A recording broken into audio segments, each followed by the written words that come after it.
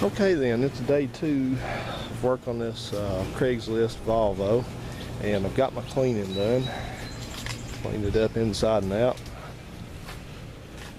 Those nasty wheels looking good. So, liking that. Cleaned up really good. It's got a few places where we're going to have to replace some seals. It's got one kind of tearing away right there, and the windshield, one side of this windshield seal was coming up, but that's probably not a pressing need. So did that, and what I'm turning my attention to now is to check this engine and see what we got here. Like I said, I did hear this engine run for a little while and it sounded pretty good. It did put a little smoke out, but as you can see, it's got oil just all over the engine compartment. So it's going to have to be diagnosed first thing. I have a good idea of what's causing that. I had to kind of reach back into my memory and think about these things on these engines. I've had one of these that was not a turbo before. I had a 240. It's not a turbo, but there's some things that are quite similar. Or should I say similar? Similar. And one of them is these have a fairly unusual breather system on them. Normally you have a PCV valve and an air intake and quite a simple engine breather system to get the blow-by gases recirculated.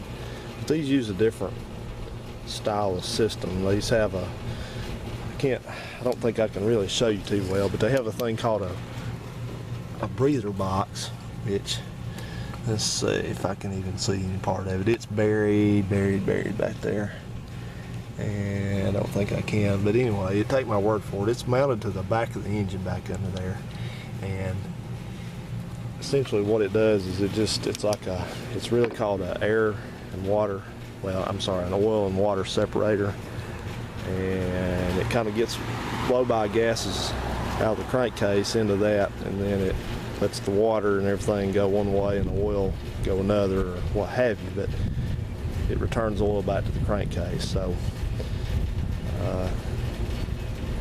that's one of those things I'm going to have to study into deeper. Now, some of these Volvos that are not turbo, well, a lot of them have what's called a flame trap. If you've watched Robert's videos, you can see that. He's talked about and some other things, but those PCV systems, those boxes and things, they can absolutely get coked up and stuffed up. They don't work anymore. You're supposed to change them about every 40,000 miles, and you can't really clean them. You really just have to replace the stuff. So what happens is when that gets plugged up, then your blow-by gases, which all engines have that, and especially on a turbo you have even more, they have no place to go, so they start pushing out the seals, the rubber seals, like valve cover seal, the oil cap seal, the cam seal, which is under there, the crank seal, which is down at the bottom, rear main seal. Any place there's a rubber seal that would normally keep oil in, then that pressure finds a place to go. So, and that's not good because it starts losing oil like this one is, and that's what I think has happened. I think the breather box is probably plugged, and so the oil and the oil vapor is just finding some place to go. Has to go out somewhere. So, and now this thing, like I said, it did put just a little bit of smoke out, and they said it was every once in a while putting smoke out, and it was rattling, which means it was getting oil into the intake system. So that may or may not be a bad turbo, which can easily be rebuilt. That's no big deal. That's just a T3 turbo. It's nothing. Don't worry about that. But it's not one of these expensive things. But what we need to do first is we need to clean the engine up, and then well, probably what I will do is I'll probably just go ahead and order the breather parts and replace that once I get the engine cleaned up, and then I'll run it and see if I still have oil leaking out. Sometimes if it didn't break the seals, once you fix that, that all goes back away. So, you know, we can cross our fingers. But it's got oil, I mean everywhere. There's oil. Show you on the light here. You see it on the timing cover. There's oil sitting on the top of the water pump. There's all kinds of oil down there. It's just nasty with oil. It's got oil sprayed up on the sides over here. A lot of oil, just a whole bunch of oil residue down here on the rail. But the thing is, the turbo's dry. It's not, you know, all this is, it's not overly oily. I see a clip that's not been clipped in right there. Oh, it's broken. That's why. That's the cure for the air box, is put screws in, I guess. Okay. So anyway, I took the cover off under here. This is it there, and you can see the thing is just got tons of oil caked up on it. It's got fresh oil sitting in it. So when I got under here and looked, you can see there's a whole lot of oil, especially on the right side of the engine. Now the oil cooler on this, that's that radiator thing that I was saying that, and I wasn't sure what that was. That's the oil cooler. So anyway, it's really oily in here, so I'm gonna have to do some deep cleaning and degreasing. I've got it up on the stands here so I can get under it. I mean, it's oiled up all the way back, so we gotta get this thing clean. I can't deal with an oily engine like this.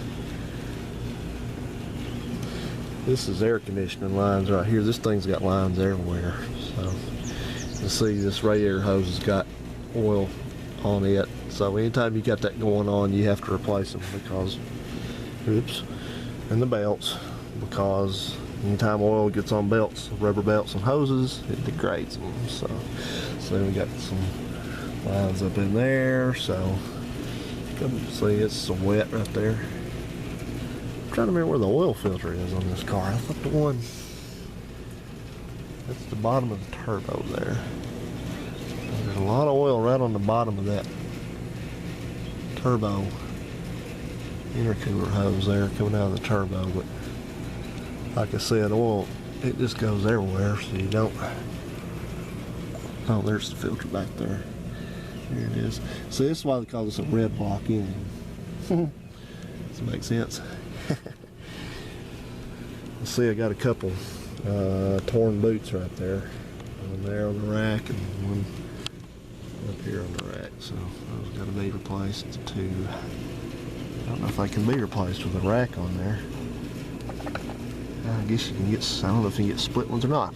Okay guys, well, let's talking here. I'm going to go ahead and start cleaning and degreasing, and then the next thing after get this thing cleaned up as much as possible is I've got to diagnose why the starter quit.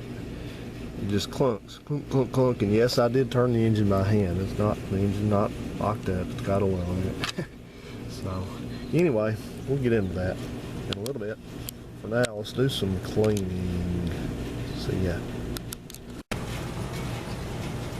Well, the BMW died.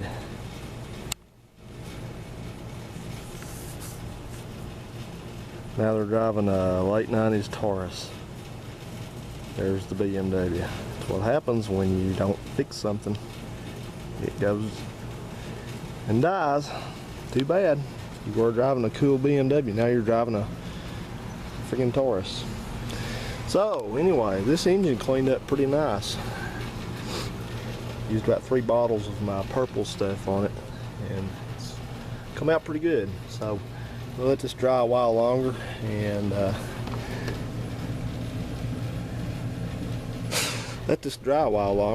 and then I'm going to mow the grass in the meantime, and I'll come back and work on this start, which is down in back there.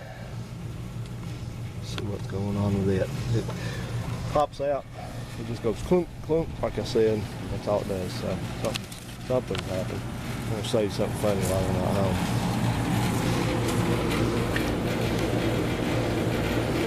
That's what's left of the mailbox.